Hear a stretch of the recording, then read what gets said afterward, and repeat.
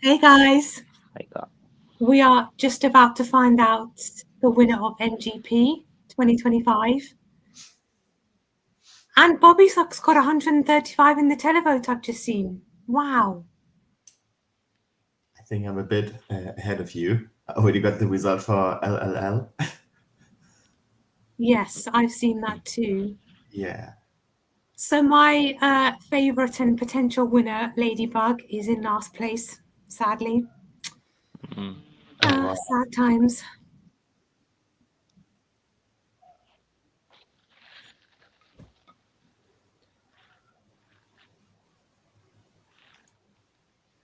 Oh, Nora man. didn't do well. Honestly, these 135 from Bobby Socks are very, very good.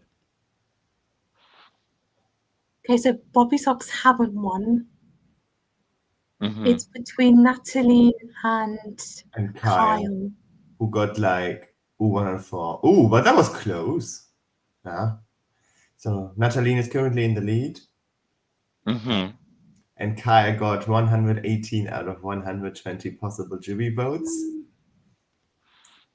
It would My be kind of favourite of these hilarious. two is Natalie, but I'll be happy with either one. So it's not Bobby Socks. So.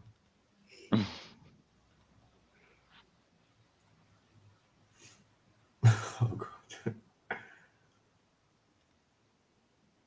So Kyle Alessandro, was that his surname? I think has won Melody Grand Prix 2025 with his song Lighter.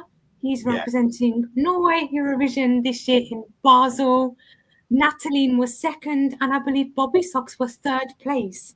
Yes. So well done to them. Rai Bailey, your prayers have been answered. Yes, it is Kyle Alessandro. So I'm going to come to you first, Nick, because we were talking about this just before we came live. Do you think Norway made the right choice tonight? I think I'm really happy with the results. He was my favorite of the night, and I think he really looked good on the stage. He was confident. The staging was really sleek. His vocals were on point, and I think we didn't have a male bop in these recent years, especially with it a little bit of ethnic background. Yeah, So I really like this package, and I think he can do well in Eurovision. I 100% agree. It was a very slick performance, very high quality, and it's easy to see why the juries liked it so much because it was very polished and something the juries typically go for. But Dom, what are your thoughts on NGP's winner tonight? So I really liked it, and the first thing I noticed was his age. He's very young, I think. I have no idea how young he is, but like 20, I don't know, would be my like prediction. And I fully agree with you, Nick, that being a male Bob is really an advantage considering the songs we have so far. Yeah, Because like mainly I just remember like having girls. And if it's male, it's a ballad like Slovenia. And yeah, Hmm. we don't have that many more. So I think that's a smart choice from Norway. And also knowing that the international jury pretty much unanimously said that this is your 12 points says something. So it has potential for both yeah, the televote and I'm pretty sure it's going to qualify, I think, and then for the final. So it's very promising.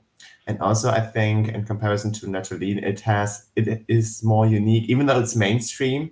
I think it is more different to the songs Norway has sent in the past because yeah, honestly, I had the feeling that Natalie, even though it was a very strong performance and a good song, I had the feeling that it reminded me a lot of Queen of Kings, which Hmm. bothered me a bit. mhm.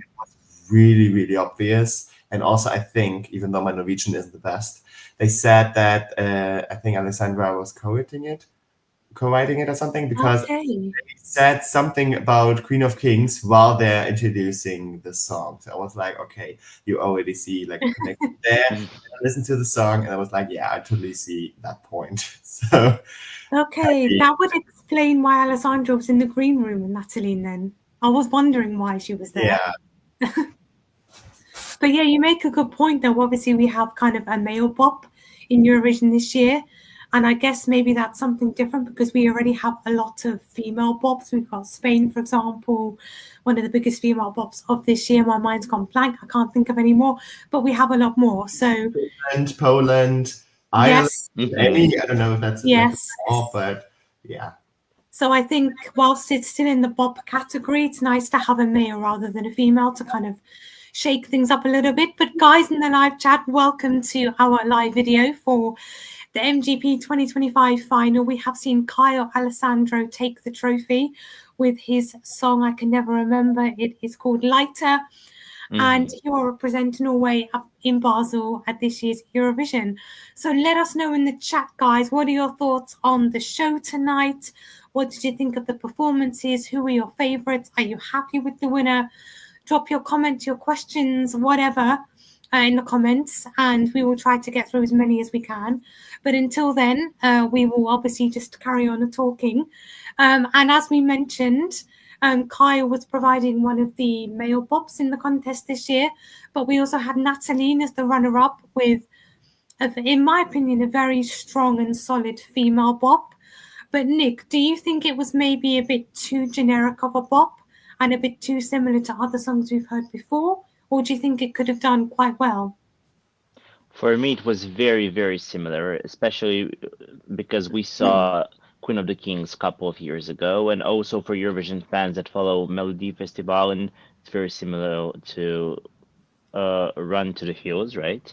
That was a song from MELODI Festival, and the staging was good. I liked the costume, and she was confident. She was a good performer, but I think it. Oh, even though Alessandra did real well in Eurovision, she was fifth, right? I think this wouldn't be able to make top 10 just because of the familiarity, if that makes sense. Yeah, I totally get that. Dominic, do you agree with Nick on this point? Yes, totally. So I think they would have done decent with it, but because of the time, like Alexander was 2 years ago, so I don't think the time between these songs would have been too much or enough to have not this comparison, even though like we are Eurovision freaks, I would say, like fans, and we do these things, and the ordinary viewers wouldn't remember Queen of the Kings, I think. Maybe if they listen to it again, but I don't think there would be a connection. So maybe that would have benefited from it. But we'll never know this at this point. Exactly, we'll never know. But Rai Bailey, you're saying the right top two, you loved Natalie as well. Was she your favourite or did you have another favourite? Let us know. But rounding up the top three, we had participants with probably the biggest gap in between Eurovision and potential Eurovision, and it was Bobby Socks, of course. We saw them bringing definitely fun to the stage, happiness, fun, and colour and joy, because, you know, their song is called Joyful. I think for a lot of people, it was maybe a little bit too kind of nostalgic in a way, like it wasn't the most modern sounding song. And it was a little bit kind of on the dated side. However, it was really fun and happy, and you can't not love a performance like that. Dom, I can see you smiling. Were you a Bobby Socks fan this year? No, but I'm not the target group, so that's That doesn't matter. It's Bobby Socks. Yeah, but it's Schlager, and I'm not into Schlager. You know? Oh, Dom. So first of all, I love the fact that they came back after 40 years. Yeah. To the girls, like, love them. And I also think it was a clever move to have the same kind of outfit they had 40 years ago. So have this connotation because you still remember that. Well, I wasn't born even then, but I remember the song, like swinging or something. I don't Let remember. it Singer. Yes. And they won for Norway. So they're very, very famous. And I think their reputation gave them some points already. Also, they were last in the winning order, which is good for them. And also, they were like the only song in that genre, in this Schlager, old genre. And pretty much all the other songs were very, I don't want to say similar, but going into the same direction in terms of the genre, like pop. Scandinavian pop, except for Wigwam. They had the rock number, but except for that, I would say they were all kind of going into the same road. So maybe that's why they stood out and had a very good televote result. Potentially, yeah. And I think also, Bobby Socks have obviously had a big career in Norway. They're very popular. And even if the song maybe wasn't the strongest, possibly it's kind of people voting for what they know, voting for familiarity and for an act that they know they can count on in a way. Nick, were you a Bobby Socks fan this year? No, not the biggest fan, but I really enjoyed the song. I Yeah, don't think it was dated. It was just nostalgic in a way, like that ABBA-like song. Um, I think it was fun. I don't think it would be the best choice for Eurovision, yeah. but I think it's a really nice touch for a lineup, and I think they do totally deserved third place because of the whole atmosphere you saw. It was really a standout piece tonight. Yeah, definitely. Well, I think I'm alone. I absolutely loved Bobby Socks. The staging did feel a bit empty though when it was just the two of them up there. I think there needed to be something more happening on the stage. But overall, I'm a Schlager fan anyway, so I was always going to like this one. But we have Ry Bailey. You liked Bobby Socks as well. Killian Havet, you're sad that Natalie was only second. I think there will be a lot of sad people tonight at that fact. But speaking of returning artists, we also saw Rock God's Wigwam coming back. And I don't know about you guys, but I think a lot of people had this down as a potential winner tonight, at least from what I was seeing online on social media. A lot of people thought they could return 20 years after they were last in Eurovision. So, Dominic, you're not a Schlager fan. Are you a rock fan? What a question. No. What are you a fan of? Well, I like pop and I like Okay. like me more songs. I will warm up to these. Like again, I'm not the target group of this kind of song. I think, and I think they did a very good job and they know what they're doing. And I also had the feeling same as Bobby Socks. They are established. They have a reputation and they have stage presence. And I like the stage concept. And there was a lot going on, like not too much, but I liked it, especially at the beginning with this kind of show, like this little screen they had. That was very smart, so it was good. But I forgot the song already. It was very not memorable for me. And even though this is the voices were nice and it was a rock song in terms of this is how you imagine being a rock song from Norway, I would say that was cool. But again, it wasn't the most memorable song in my opinion. I could understand that to some extent. I think compared to some of their back catalogue, it maybe wasn't the strongest. And I think the staging really stood out for this song. But I remember the staging and their kind of overall performance rather than the song. And we have Ry Bailey saying, sorry, didn't like Wigwam. You like some rock, but this was a bit dated. Melody, oh no, yeah, you're saying Carl was your favourite as they are Norwegian. But Nick, do you think Wigwam's song was a little bit dated? Was it dated? I'm not sure. Was it memorable? No, it was definitely not memorable. I also remember this act only because of the staging. Staging was really cool, having that fireman in the center and then a performer being on top of it. It really had that concert vibe. Not you Yeah, had a feeling that they were the lineup. Uh, they were like headlining their own concert for 3 minutes. And they did what they could, but the song I as Dom said, I really don't remember melody, lyrics. Yeah, I don't think the song was memorable. yeah. And having that kind of song in Eurovision with 30, I don't know how many songs, it wouldn't just stand out. Yeah, I think I will agree with you there. I think, Wigwam are probably some of the most experienced performers in the lineup tonight, and they have a wealth of experience and knowledge of this kind of thing. But the song just wasn't quite there, sadly, which is a shame. But it was still a great performance nonetheless. Um, Now, of course, we don't really like to dwell on the negatives or like the bad things, but obviously somebody has to come last. And this year, the last place was my favorite in the lineup, which was Ladybug and the song Hot as Hell in Paradise. They were last with the juries and not last with the televoters, but not much better with the televoters. I mean, maybe I'm a bit biased, but I thought this was a great performance. It was a strange performance with the upside down people, and I was quite worried that they would maybe pass out or something because they were upside down for a long time. But like, I thought this would do so much better. Dominic, why do you think this just didn't connect with the audience or the juries?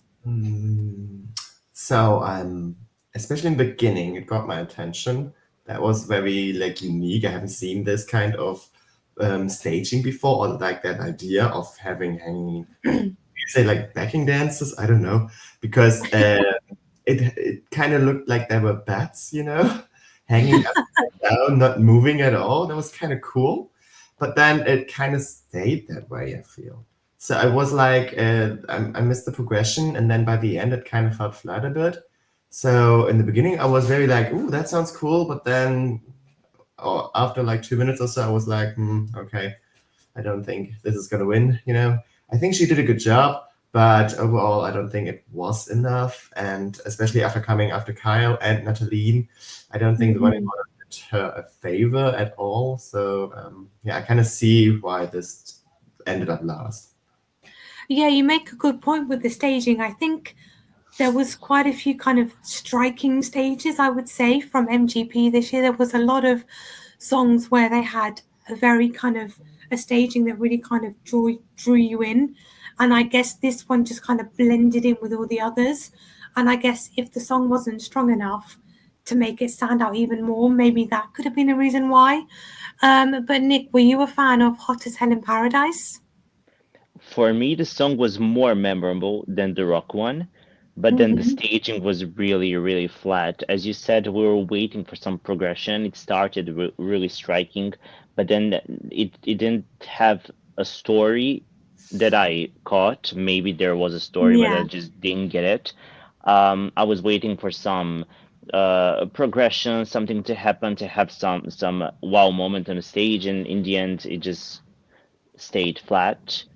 I think if they had a better staging, they definitely wouldn't come last because the song was memorable and could stand out with a better package. Yeah. They I had think a I would, really good base for me, so they just yeah. didn't use their potential. Definitely. And I think kind of the general consensus for this year's MGP was there's a lot of kind of good songs or good stagings, but not necessarily great or outstanding. And I think that's one of the reasons why Kyle won, because he had a very strong song and a strong staging to match as well. He had the whole package. Whereas with a lot of others, I think they either had one or the other. But in the live chat, we have Wolsey saying no.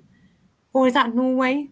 I don't That's know. probably the flag of Norway because it's Okay. a different style of written. Like, Okay, so the flags don't come up in the messages, so I just read that as no. But that would be very oh, apt tonight anyway.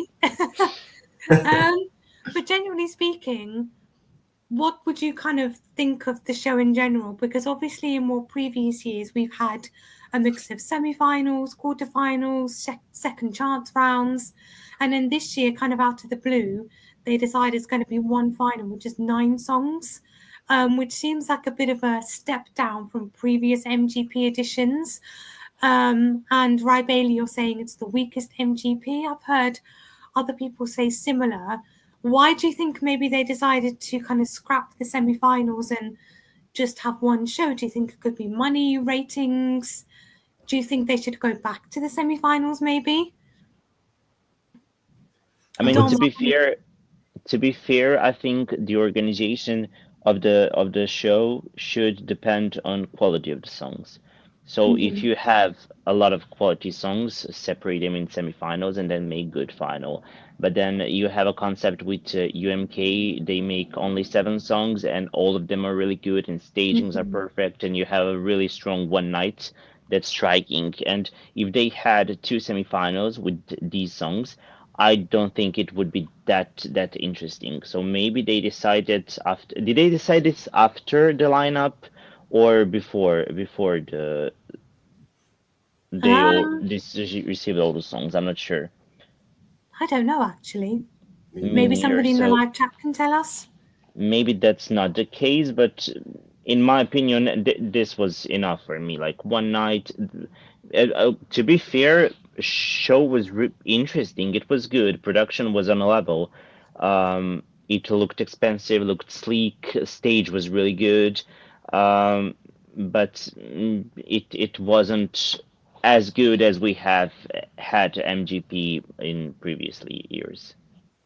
Yeah, definitely. I think kind of the quality of the show in terms of the staging and the hosting and interval acts, etc., was the level that we're used to seeing in MGP. But I think the level of songs maybe kind of decreased a little bit this year.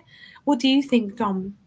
Yeah, I also think maybe it's like a pattern because we have seen that for several ones. Thanks very badly for saying that. It's like the same with Estonia because I remember last year they had quarterfinals in addition to semifinals. They Mhm. had and then semifinals and then the final. And I think this year they only had the final, just like Norway, which is a shame because like I remember that we did like videos and streams for that as well because of the Yeah, semifinals and they were so exciting to see, and I loved them. And then it's like, okay, you listen to the songs more often because I try to be the neutral viewership person, okay. and I watched them blind tonight. And maybe it would be different if you already have like weeks come leading up to this occasion instead of just like one night and that's it. I also agree that this was weaker than the previous years.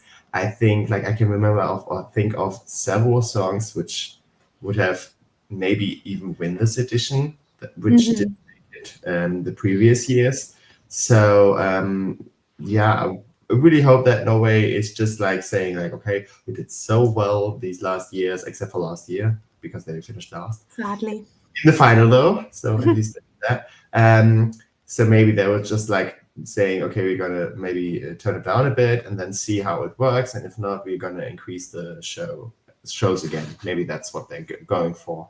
But honestly, I don't like this kind of direction they're going for. I prefer more shows and more artists. Me too. You have more of a variety to pick out of these. Even though I like that they got rid of the system, like you've got half of the finalists already in the final, and then other half you need to pick, which was very weird to me. Yeah, And I didn't like that.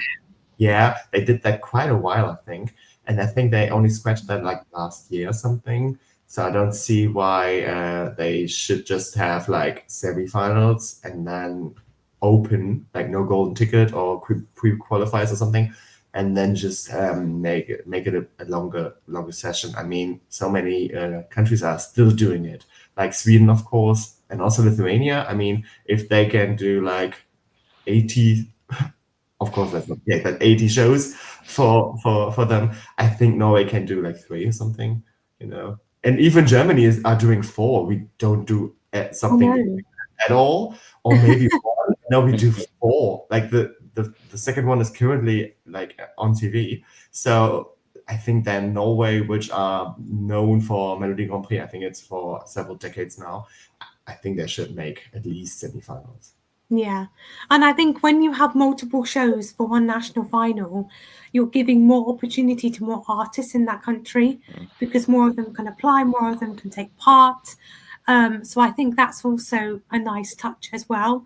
But I do wonder because the contest obviously is in Switzerland this year, it's a very expensive country. I wonder if some countries are kind of scaling back their national finals just purely in anticipation of the costs of actual Eurovision in Switzerland. I don't know whether this would be a thing or not, but I do wonder whether that could factor in or not, or whether, like you said, Dom, they're just kind of deciding to do something different for a year, try something different out, see what happens, and then maybe back to usual next year. I don't know.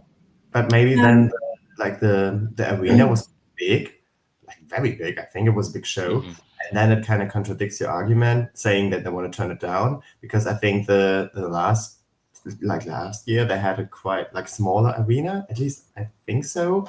And then you would say like, okay, why do you do that if you want to like save some money? Do you get so much money out of the tickets they sell? I don't know how it works, but Yeah. I didn't actually think of that. That's a good point. yeah. Well, anyway, regardless of the format, I think we can all agree that we've all had another good night of MGP. We've been treated to another good show, I would say, and a good lineup. Maybe not the most outstanding lineup, but still a good, enjoyable lineup anyway. Melody Love, you're saying you liked the cohesiveness with Kyle, Lighter Fire, Night with a strong song. You wish you had seen it live. And Rye Bailey, you wish that Ladybug would try again. Me too, Rye, me too. But looking forward to Eurovision, because we probably will wrap up this video soon. Do you think Kyle is a sure qualifier this year? Yes, I think so. If they repeat this staging, I think yes. I think it's a qualifier, but I don't think it's like 100%. I don't think so. But like, Okay. imagine like not knowing every song, maybe like seventh, eighth, something like that. So I think it's gonna qualify. But yeah, it's not the most memorable song. I think Mhm. the thing that like mostly his performance, his stage presence, his youth. These are things which come into your mind in the beginning, and you need several attempts, I think, to really remember the song.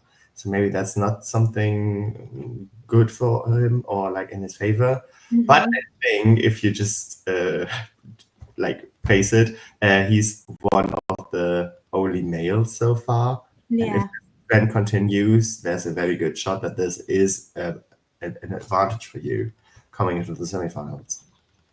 Definitely. I think I would agree with both of you, actually. I think, you know, he is a male. We don't have many males yet.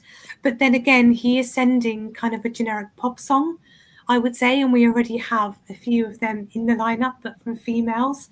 So I think if he performs like he did tonight in MGP, definitely Norway can qualify. But I'm not sure how well they would do in the final. Potentially juries could score them quite high, because he did get a very high jury score tonight. But if there's a lot of kind of pop song choice in the final, televoters may not go for him very much. But definitely I think Norway's qualifying 100%. I just don't know anything else after that. But thank you guys for joining the live video tonight.